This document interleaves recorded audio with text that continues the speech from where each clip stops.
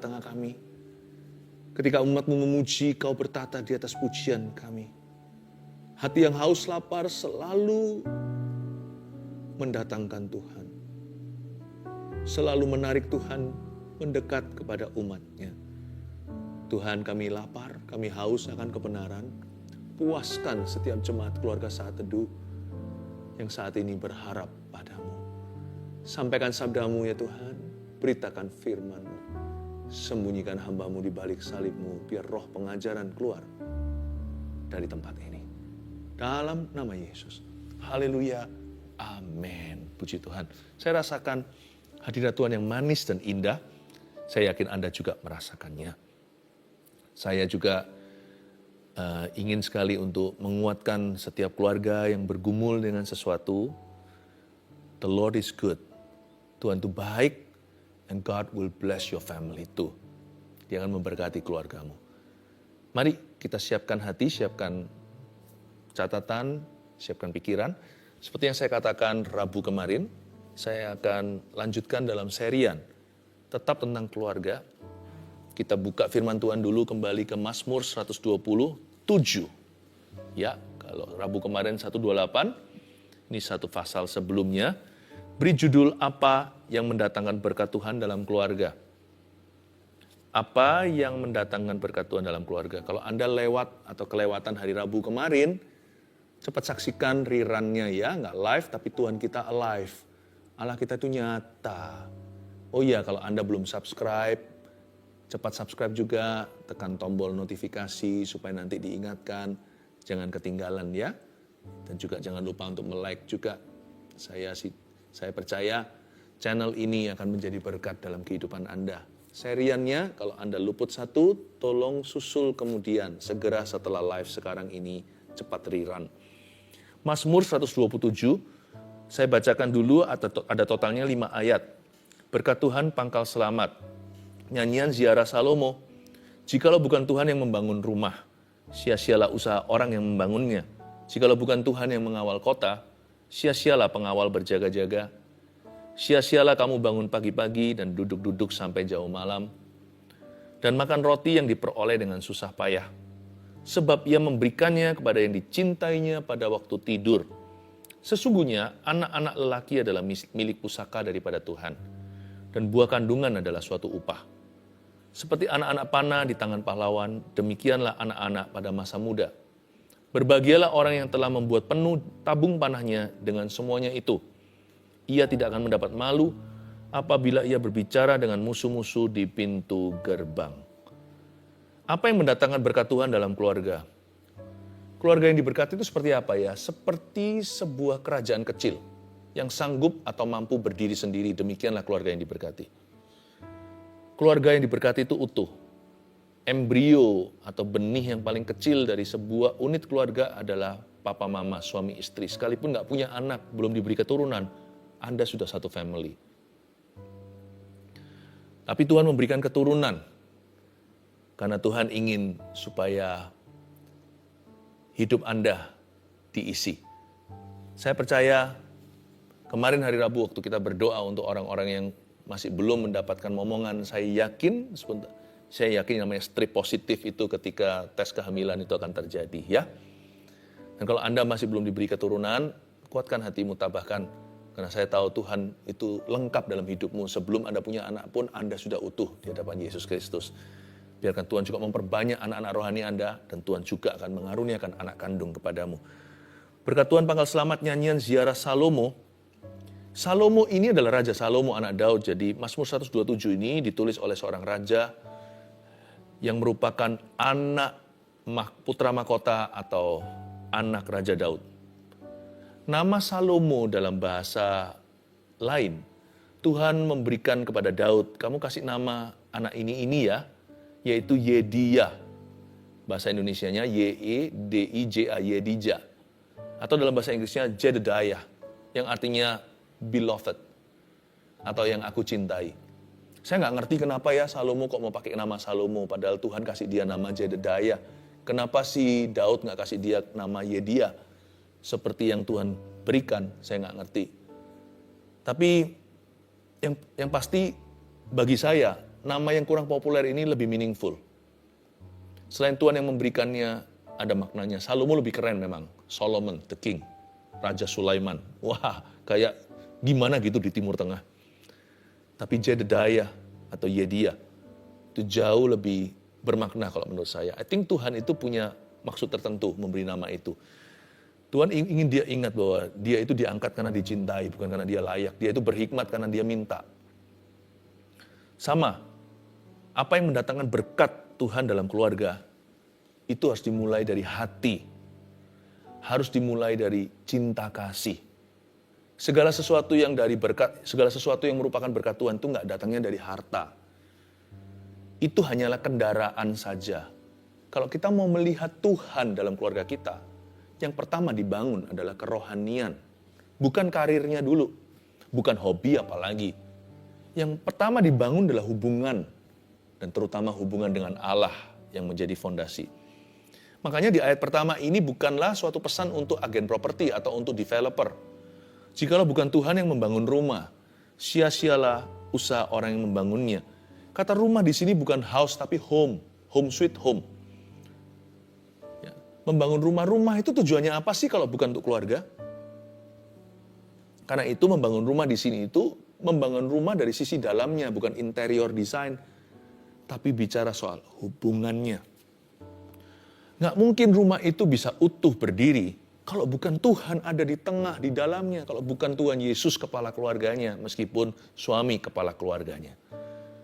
Tetapi Yesus kepala keluarga yang invisible, yang tersembunyi. Yesus adalah kepala suami, kepala laki-laki. Sedangkan laki-laki adalah kepala perempuan. Istri tunduk pada suami, tapi suami harus mengasihi istri dulu. Seperti dirinya sendiri. Ada sebuah moto dalam bahasa Latin ya, yang saya tahu sejak saya belajar sekolah Alkitab, Nisi Dominus Frusta. Artinya, tanpa Tuhan, without the Lord, frustration. Tanpa Tuhan, frustrasi, itu betul. Tanpa Kristus di sebuah rumah, ujungnya frustrasi doang. Bisa punya uang, tapi isinya frustrasi. Nanti muncul makhluk-makhluk hampa, monster-monster kecil maupun monster-monster besar. Yang saya maksudkan bukan kuasa gelap atau roh jahat, tetapi hati manusia yang seperti donat ada lubangnya. Jikalau bukan Tuhan yang membangun rumah, sia-sialah usaha orang yang membangunnya. Jikalau bukan Tuhan yang mengawal kota, sia-sialah pengawal berjaga-jaga. Nggak perlu overprotective juga. Harta benda atau apa. Kalau Tuhan yang menjaga ya, semua akan jatuh pada tempatnya. Semua akan menemukan lokasi yang tepat dalam rencana Bapa. Yang pasti prioritasnya jangan terbolak-balik. Carilah dahulu kerajaan Allah dan kebenarannya. Baru segala sesuatu akan ditambahkan. Kalau Tuhan menambahkan sesuatu, cookie misalnya. Cookies itu kue-kue. Tuhan pasti kasih sekalian toplesnya. Kalau kita itu cari Tuhan ya, segala sesuatu indah pada waktunya. Everything finds its rightful place. Segala sesuatu menemukan tempatnya yang seharusnya. Laki-laki berfungsi sebagaimana harusnya sebagai imam dalam keluarga, seperti yang saya sampaikan sebelum ini, yaitu menjadi imamat dalam keluarga. Cowok yang masih bujangan, yang sudah mulai pacaran, imam bagi pacarnya. Semua itu akan berada pada tempatnya. Istri juga, seorang wanita dalam rumah tangga, mama. Tuhan akan penuhkan dengan kasih sayang dan ide-ide brilian untuk berbuat baik selalu. Perbuatan baik itu menjadi baju dandanan sang istri yang tidak kelihatan dari Tuhan. Sia-sialah kamu bangun pagi-pagi dan duduk-duduk sampai jauh malam. Ini bukan berarti anting lembur, sedangkan Salomo yang sama menulis di kitab Amsal, memuji-muji orang-orang yang bangunnya pagi-pagi untuk bekerja. Mereka yang banting tulang di ladang. Jadi ayat ini enggak mengkontradiksi tulisannya sendiri. Tapi Salomo berkata, kalau kita kira dengan banyaknya kita kerja ngelembur, mengumpulkan hoarding ya, artinya menimbun kekayaan. Salomo hendak berkata kepada kita, lu orang salah, kalian salah kalau berpikir demikian. Dikiranya dengan itu akan bahagia, you're wrong. Dan makan roti yang diperoleh dengan susah payah, sebab ia memberikannya kepada yang dicintainya pada waktu tidur. Makan roti yang diperoleh dengan susah payah ini dalam bahasa Inggrisnya bread of sorrows. Bukan roti yang diperoleh dengan susah payah. Bukan tenaganya yang jadi fokusnya, yaitu energi yang digunakan untuk memperoleh roti, bukan. Tapi roti itu sendiri di label susah payah. Mana ada sih orang mau beli roti yang mereknya susah payah? Pasti tulisannya delicious, yummy, yum-yum, atau roti apa yang menarik hati. Lihat aja sudah liur ludah. Atau diberi wangi-wangian atau wanginya roti. Sehingga dari luar itu kalau dia ada di sebuah mall ya kan, pelanggan ditarik masuk ke dalamnya. Mana ada orang atau pebisnis yang bodoh, seorang pengusaha yang bunuh diri dan menulis rotinya itu mereknya sorrows. Apes, ya kan, susah, sengsara, menderita. Silakan masuk ya di bakery susah. Bakery sengsara atau menderita. Nggak ada yang mau masuk ke situ. Apalagi yang superstisi. Wah, takut menginjakkan kaki. Apa itu bread of sorrows? Kalau orang sungguh-sungguh menderita nggak akan punya roti. Roti itu barang mewah. Ya, kalau mereka waktu itu makannya ya mungkin roti tidak beragi atau apa. Ini roti yang diperoleh dengan susah payah. This is sophisticated bread. Ini bukan roti-roti yang plain itu. Ini nggak mungkin kalau orang itu sungguhan menderita, sungguhan sengsara, dia bisa makan roti. Jadi roti yang diperoleh dengan susah payah ini juga berlaku untuk orang kaya. Berarti roti mereka itu didapat dengan mudah, tapi ketika sampai di tangan mereka jadi roti susah payah. Kalau orang miskin sih sudah pasti, itu sudah rahasia umum, rotinya diperoleh dengan susah payah. Tapi kalau dia hatinya pada Tuhan, miskinnya adalah miskin di hadirat Allah, berbahagialah orang yang miskin di hadapan Allah. Ya. Orang boleh miskin harta, tapi hatinya itu kaya dengan Allah, dengan roh Allah. Roti yang dapat dari susah payah jatuh ke tangan orang miskin yang demikian langsung jadi roti yang kaya raya. Karena dimakan dengan senyum dan dengan tertawa. Dimakan dari hati yang berbahagia, hati yang gembira adalah obat, semangat yang patah keringkan tulang. Ini bukan roti yang susah didapatkan. Tetapi roti ini tergantung di tangan siapa. Di tangan orang-orang tertentu, miskin atau kaya, kalau hatinya jauh dari Tuhan, jikalau orang itu zero kerohanian, apalagi kalau defisit minus, tidak menganggap serius kerajaan Tuhan dan kebenarannya, roti itu ditaruh di tangan mereka, baik miskin atau kaya, menjadi roti sengsara, the bread of sorrows. Makanya itu kalau kita ingin mendatangkan berkat dalam keluarga kita, belajarlah untuk murah hati kepada sesama. Belajar untuk punya sifat pemberi bukan kikir. Yang perlu diimprove, yang perlu untuk di-upgrade ya, itu bukan hanya standard of living, tapi standard of giving. Kita jangan hanya meningkatkan terus-menerus standar kehidupan. Dulu rumah kontrakan, sekarang beli sendiri. Ini sekarang udah rumah sendiri, lunas lagi. Dulu mobil yang jalannya grek dan suka mogok atau alias berhenti tak diundang.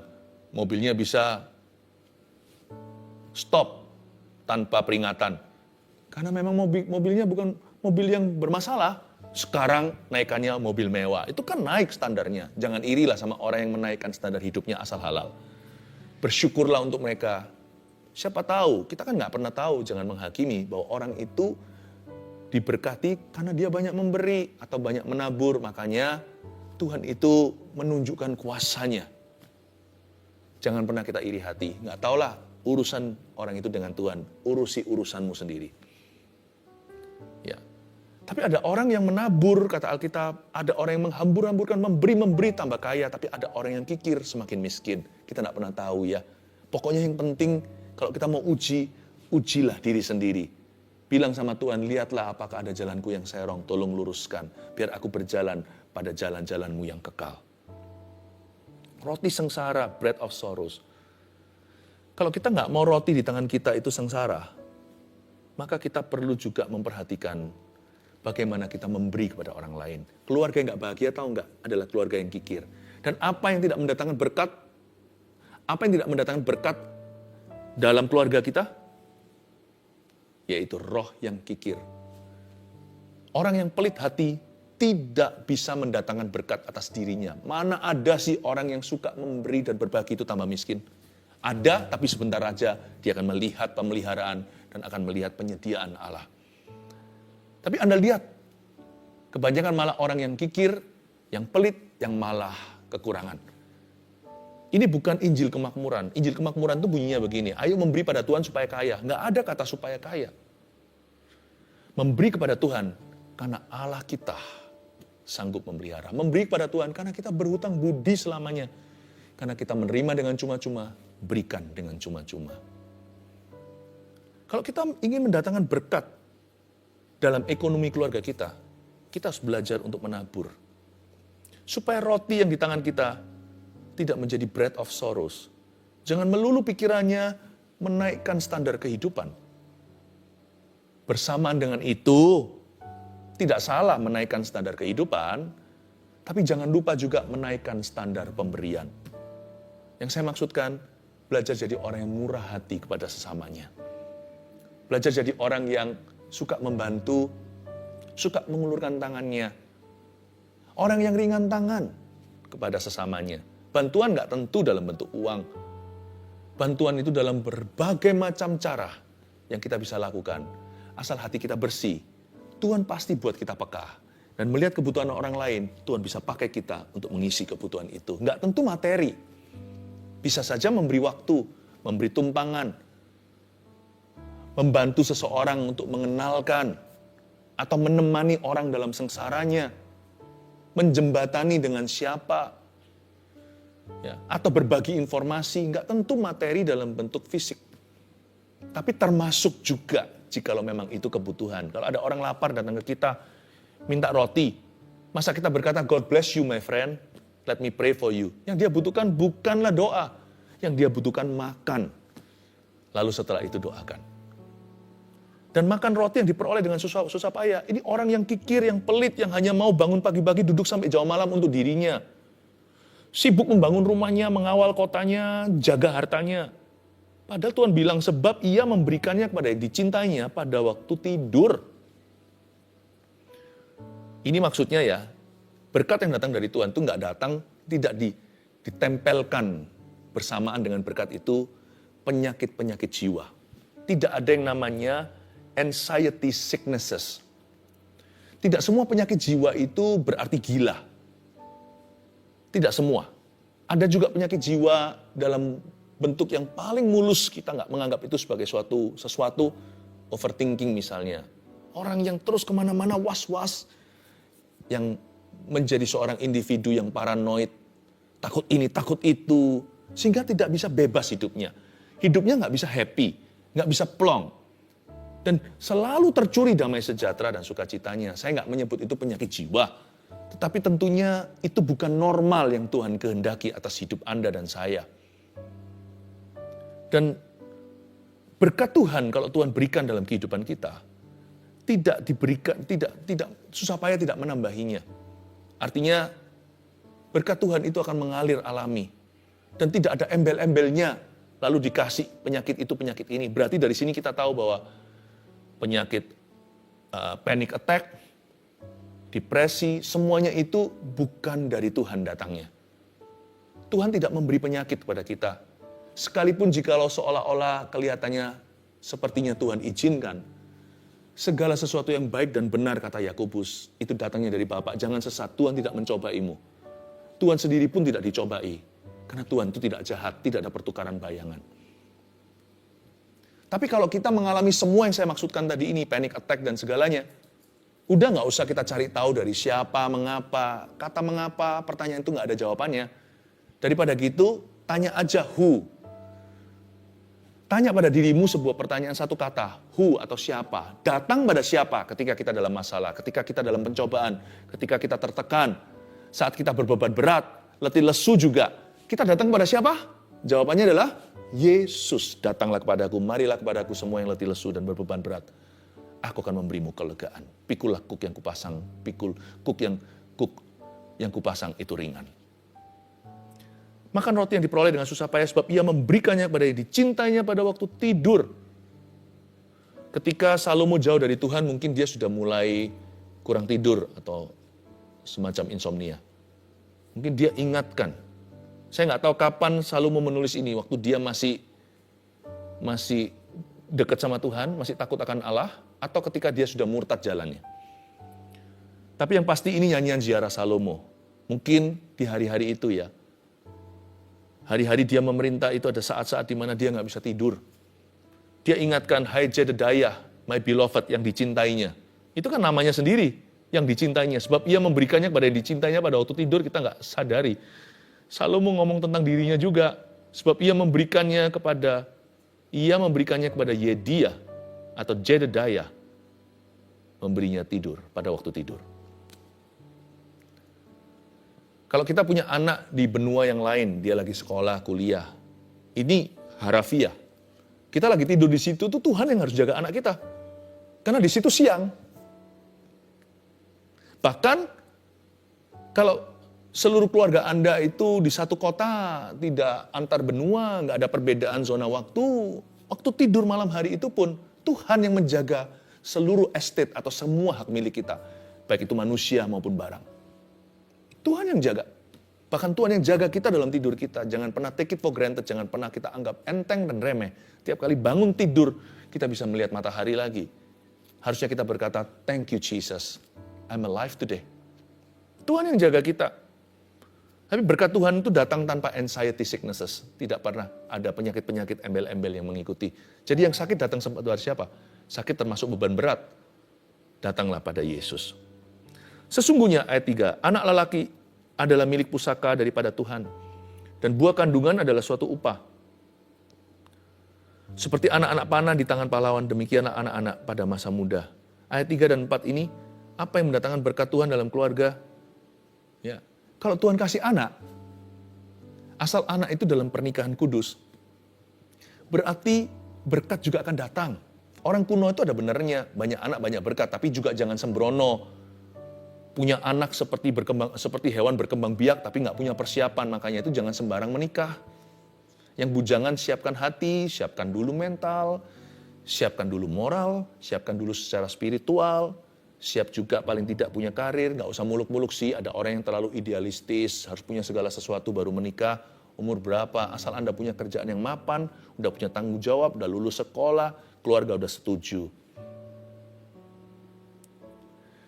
Kalau keputusan yang Anda ambil itu sudah di dalam tanggung jawab yang baik, dan ada restu Kristus di dalamnya alias pernikahan kudus, saya percaya dengan memberimu anak, Tuhan memberimu berkat.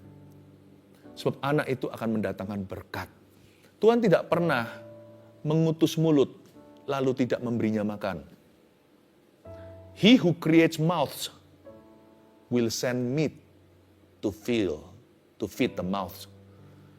Dia yang menciptakan mulut, betapa indah anak kita kan. Kalau Anda lihat bayi itu, 2 mata, lalu telinga, hidung, mulutnya, kita rayakan putra-putri kita. Jari-jarinya lentik indah, kakinya lengkap, hargai, yang cacat pun harus disayangi. Apalagi yang lengkap juga, jangan keluhkan. Yang penting jangan beda-bedakan laki dan perempuan. Karena di Alkitab dikatakan anak lelaki itu milik pusaka. Perempuan tidak kalah, buah kandungan adalah upah. Mana lebih gede? Inheritance atau reward? Milik pusaka itu, wah milik pusaka. Tapi upah itu kan sesuatu yang dituju. Upah itu sesuatu yang di depan. Upah itu seperti, kalau ini semua udah beres, ini. Ku beri sesuatu. Ku berikan imbalannya. Berarti lebih besar daripada semua usaha kita dong. Kalau kita kerja keras 1 jam, lalu habis itu ujungnya dikasih gaji. Upah harian, berarti dia menghargai bahwa keringat kita itu dihargai dengan salary. Berarti salary itu melebihi keringat kita. Itu berarti inilah penghargaanmu. Karena itu jangan pernah keluhkan gajimu. Kalau sekarang itu yang Tuhan izinkan dalam hidupmu, itu melebihi keringatmu. Berarti semua hasil usaha kita dinilai dengan itu. Dan inilah penghargaannya di ujung hari atau ujung bulan. Tapi anak perempuan itu ternyata adalah sesuatu yang dinanti-nantikan. Jangan seperti orang-orang kuno atau kolot. Wah perempuan, maunya cowok, maunya laki-laki. Anak perempuan itu sesuatu yang dinantikan 9 bulan. Wow, anak perempuan, keluar anak perempuan sungguhan. Yeay, happy, haleluya. Inilah upah atas semua penantian kami. Upah atas jeripayah, upah atas kesusahan kami di bawah kolong langit, di atas bumi. Tuhan memberi kami a daughter.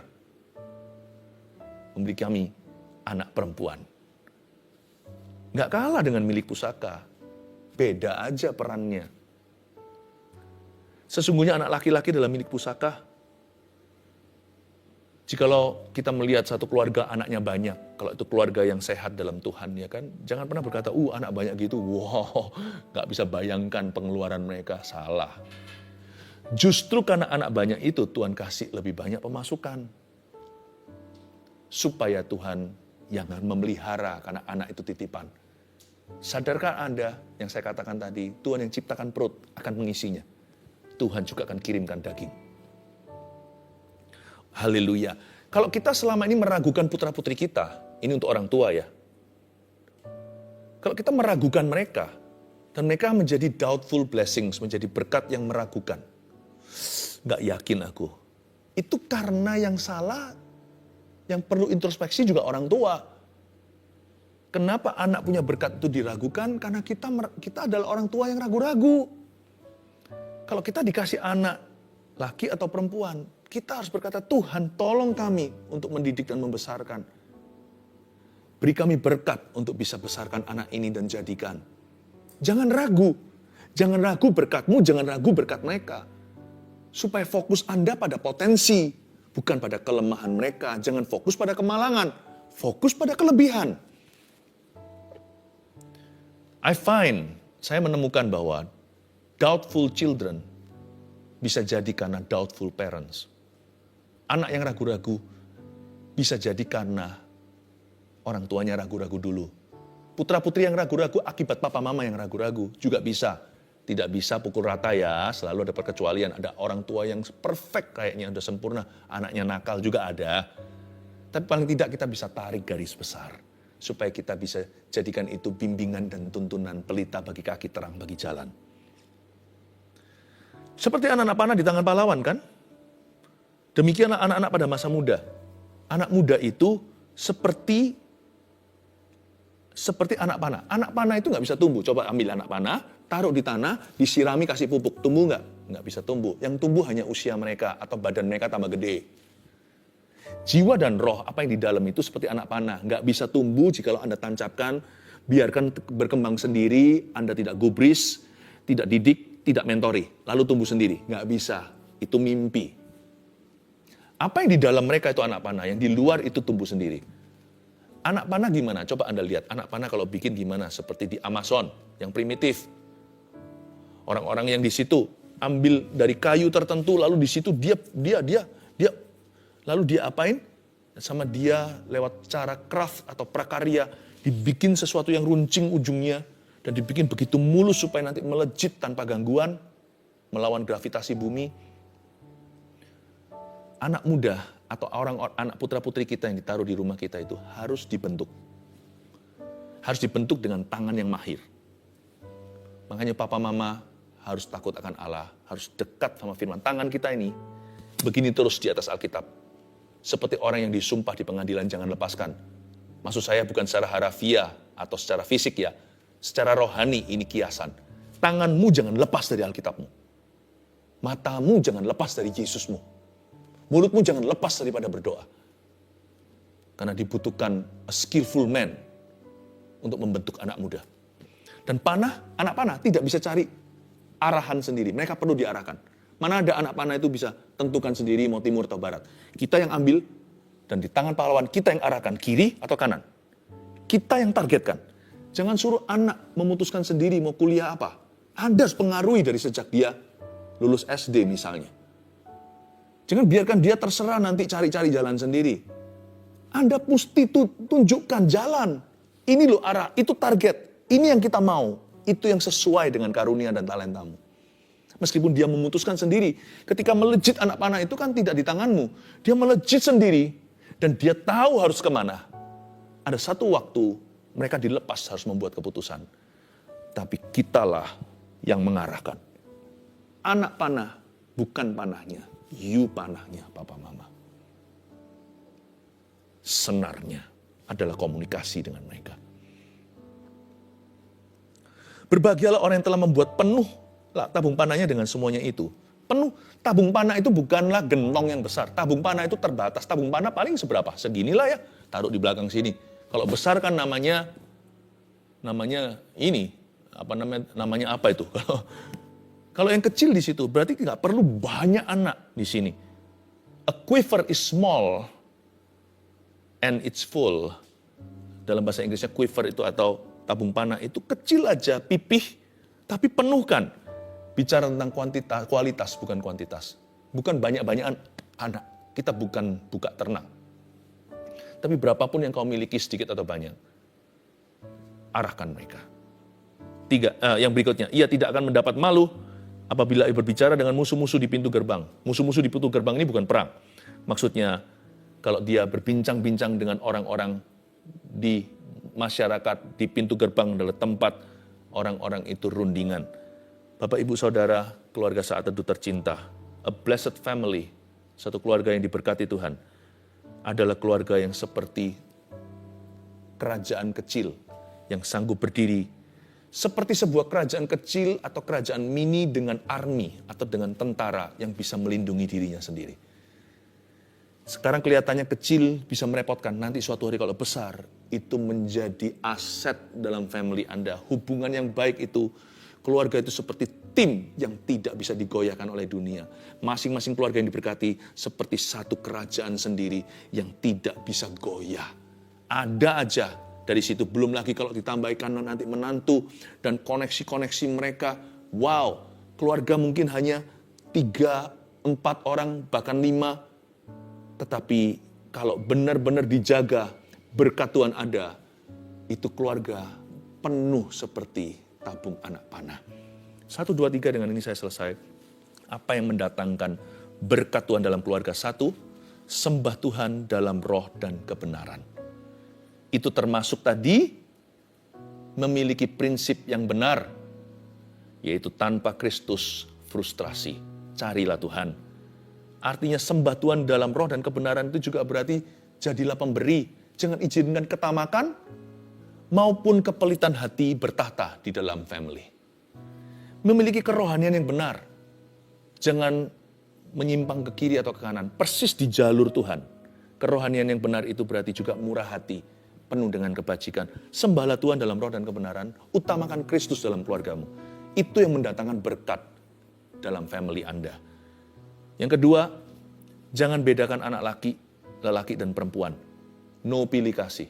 Sebab di mana ada pilih kasih, ada kejomplangan, di situ ada kesenjangan. Di mana ada kesenjangan, berkat Tuhan tercuri dan bocor kemana-mana. Itu seperti membuat lubang atau suatu panci yang dimiringkan, pasti jatuh semua dan tumpah ruah. Berkat Tuhan tidak bisa penuh, tabung anak panah itu akan setengah kosong. Kalau kita pilih kasih, dan kita membedakan anak lelaki dan perempuan, bahkan anak lelaki dengan lelaki, anak perempuan dengan perempuan, jangan pilih kasih. Setiap anak itu berharga di mata Tuhan. Toh nggak punya 1000, kan hanya beberapa saja. Yang nggak punya anak coba ditanya di interview. Mereka ingin loh bertukar tempat denganmu. Kalau bisa mereka yang punya anak, Anda yang tidak punya. Putra, kenapa kalau kita punya anak di rumah kita tidak hargai dan cintai, kita sia-siakan mereka. Jangan pilih kasih, jangan bedakan. 3, arahkan setiap anak dengan doa dan dengan hikmat. Arahkan setiap anak dengan doa dan hikmat. Ingat alegori anak panah tadi? Siapa yang arahkan? Papa mama. Jangan izinkan orang muda groping in the dark. Jangan sampai mereka meraba-raba dalam kegelapan. Tak tahu mau kemana. Buka mulut, buka hati, dekati mereka. Ajak bincang bicara, mentori, dan iringi perjalanan hidup mereka. Niscaya pasti dalam keterbatasan kita dalam mementori. Kadang-kadang kita merasa kurang memadai, kurang bisa. Tapi lakukan sebisanya. Sisanya adalah anugerah, sisanya adalah kasih karunia Allah. Papa, mama, ayah, ibu, Anda pasti mempan dalam hidup anakmu. Saya ulangi, Roh Kudus berkata begini, Anda pasti mempan dalam hidup anakmu. Mereka tidak butuh pendeta, mereka butuh Anda. Mereka tidak butuh psikiatris, mereka butuh Anda dulu. Haleluya. 1, 2, 3 ini Anda sudah tulis ya. Sembah Tuhan dalam roh dan kebenaran. 2, jangan bedakan anak laki-laki dan perempuan. 3, arahkan setiap anak dengan doa dan hikmat. May God bless your family. Let's worship Jesus once again. Kita angkat tangan kita sama-sama, sembah Tuhan dalam roh dan kebenaran. Terima kasih Tuhan, Kau berbicara hari ini kepada orang tua, pada anak muda, pada anak kecil juga. Thank you Tuhan, Kau adalah Allah berbagai generasi. Terima kasih untuk firman-Mu, Kau melengkapi kami. Biarkan berkat dari Allah Bapa, Putra, Roh Kudus menyertai keluarga Saat Teduh Tercinta, dan keluarga mereka pulih, berkemenangan, dan diberkati. Dalam nama Yesus yang percaya dan menerima, katakan, Amin. And there I find you in the mystery.